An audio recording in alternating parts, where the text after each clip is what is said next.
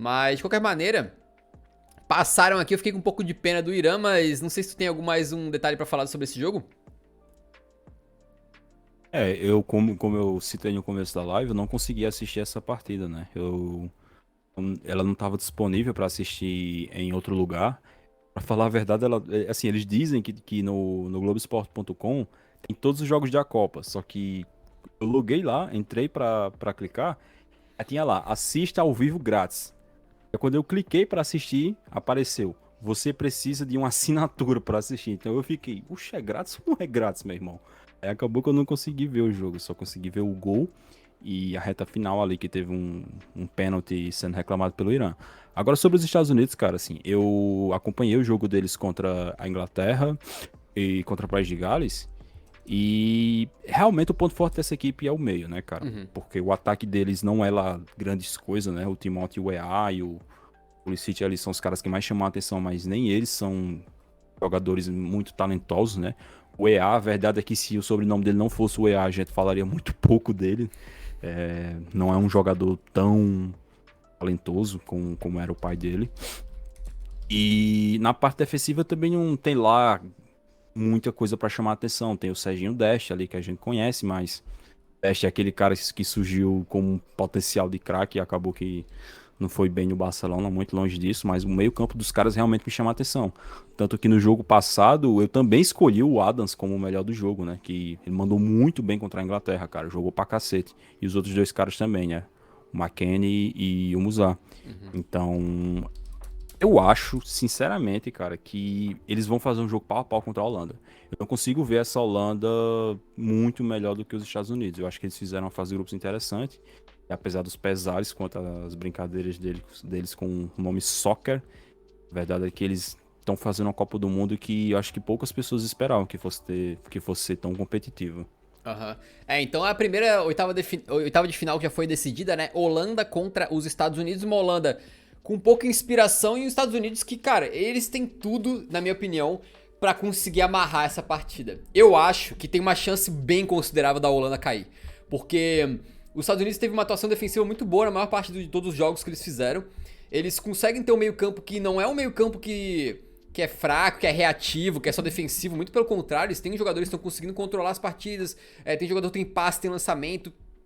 Então, uma seleção que, cara, se a Holanda for pra partida com esse mesmo estilo de jogo, com essa mesma pegada que eles foram pra esses 3 jogos da fase de grupos, a chance de dar, por exemplo, um 0-0 e levar pra prorrogação, quem sabe pros pênaltis, ou até, sei lá, os Estados Unidos vai que acha um gol cagado lá, vence por 1-0, eu não duvidaria, cara. Eu não duvidaria que os Estados Unidos conseguissem passar para as quartas de final. Obviamente que pelos jogadores, pelo histórico da seleção, né? A Holanda é uma das maiores da história e os Estados Unidos não é nada. A gente imagina que a Holanda deve passar, mas eu acho que tem uma chance muito considerável dos Estados Unidos passarem aqui. Pelo que eu vi do desempenho, né? Pelo que eu vi do desempenho. Sim, com certeza.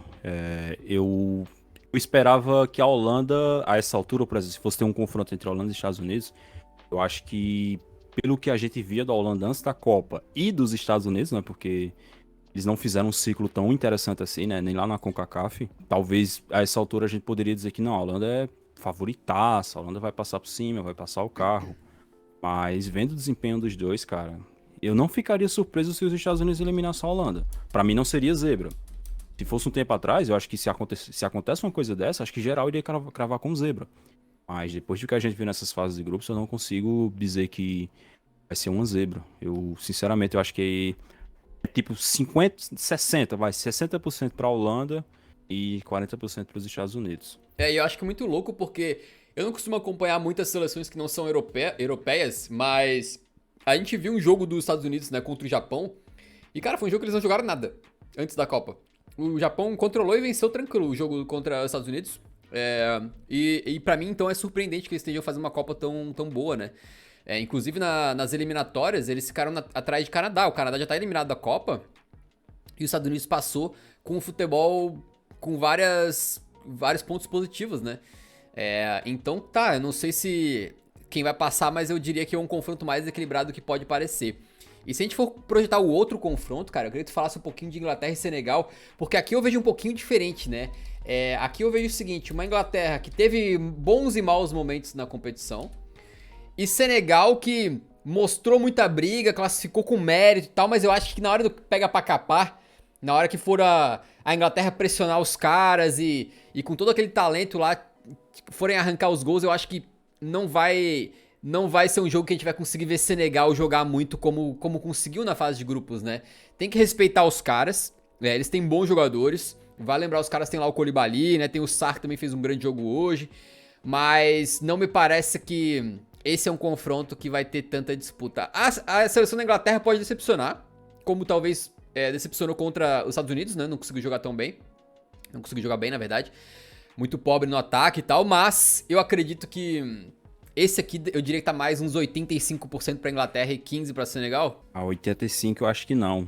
Eu acho que 75, vai. Eu colocaria assim. Acho que a Inglaterra é muito favorita, como você falou. Eu acho que, cara, se a gente for avaliar todas as posições, provavelmente Senegal só ganha no Koulibaly, sabe? Eu acho que E se o Koulibaly é Mendy melhor tiver em boa fase, talvez o Mendy no gol, né?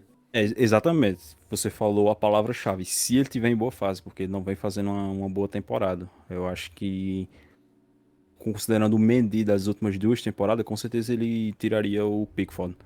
Mas hoje, cara, é muito difícil, cara, você comparar os nomes. É muito jogador bom nesse na Inglaterra, cara. A gente critica, a gente mete o pau, mas a gente só critica tanto porque os caras têm jogadores bons, cara. A verdade é que se a Inglaterra... Se fosse a Inglaterra de 2014, lembra da Inglaterra de 2014, cara? Como era uma seleção meio entre safra ali, né? Os melhores jogadores já estavam tudo velho, os jogadores jovens ainda não estavam prontos, então era uma seleção bem zoadinha. Mas essa não é o caso. Essa você tem jogadores que já estão, jogadores que são jovens e já estão jogando muito bem. E você tem alguns jogadores que já são um pouco mais velhos, como o Harry Kane, que ainda tá jogando um absurdo de bola.